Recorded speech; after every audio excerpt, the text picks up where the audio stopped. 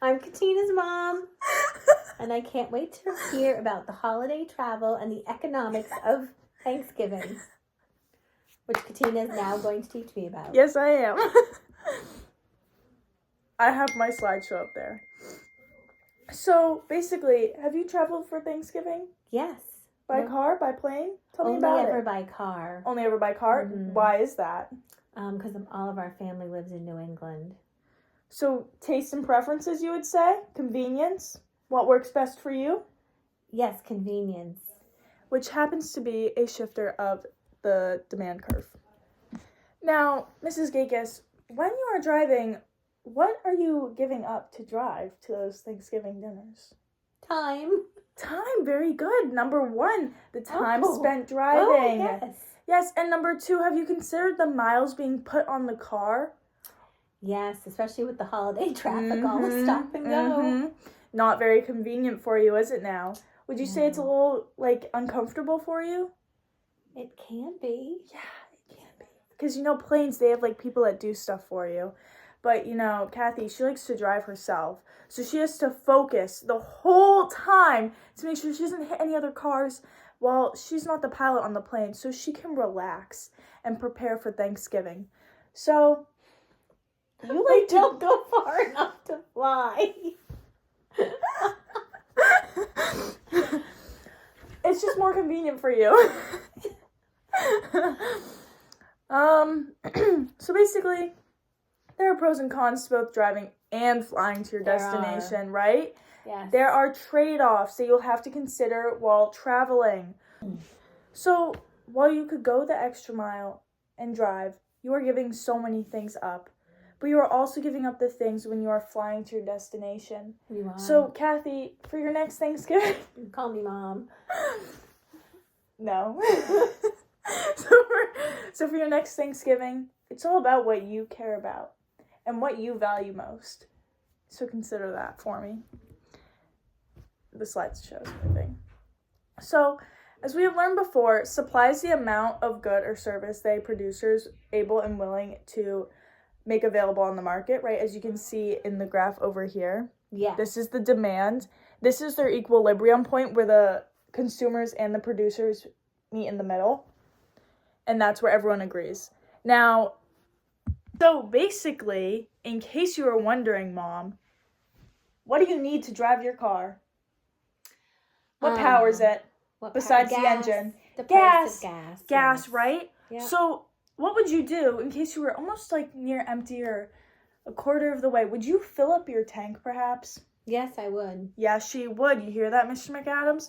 So what she would do is she would... I would. Yeah, you would. You would. Because the demand for gas would increase as seen here, right? Yep.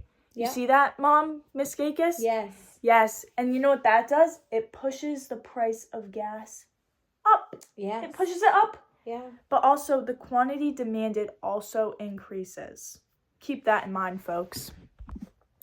So, Kathy, what do you... Eyes up here. Now, would you say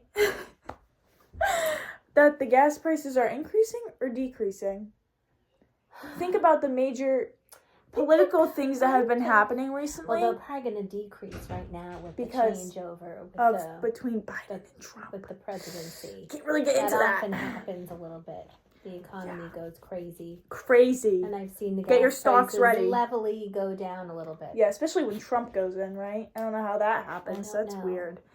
Anyways, so since it is the holiday season, there's a current trend of leaning towards driving to your holiday destination. You know why?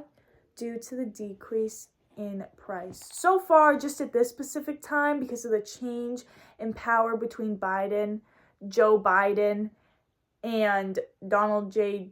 Trump. And so, Miss Gakis Mama, this is the resource slide in case you want to look at any of the news articles or internet things that me and my friend Creedy used to make this slideshow. Oh, these are excellent resources. Mm-hmm. So is there any questions, comments, or concerns you have about the economics of holiday travel? No, it's very interesting. I had not really ever thought of it that way. Yeah, right? I didn't either. Just thought of it as convenience but Taste and preferences. Yes, it's very Those are interesting when you kind of synonyms. break it down. Yeah, exactly. So Into now, the economics of Thanksgiving. mm-hmm, I'm glad I enlightened your night. Yeah. Now, what was your favorite thing that you learned today in my slideshow?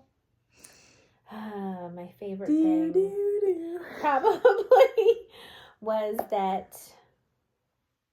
Well, I don't know. It was. I mean, my favorite thing. I'm telling you, she never listens. I'm listening. I don't know. I agree with all of it. Obviously, you're going to drive more if the price of gas goes up. But also, you know what? If it's Thanksgiving, you really have to get to your relatives. So even if the price is going up, you still got to go. And we don't. Yeah, but everything's connected, Mom. If the demand for driving goes up, that means that the demand for gas goes up. True. But for flying, it goes down.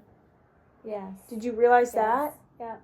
Well, I don't really like. I don't to think fly, you did. So Yeah, she's scared of planes. This is a terrible person to do this with, because she is so scared of planes, and she's like claustrophobic or something, so she doesn't like to go on them.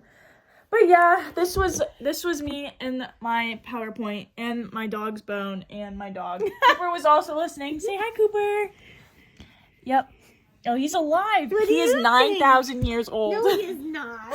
Okay, thanks, Mr. McAdams.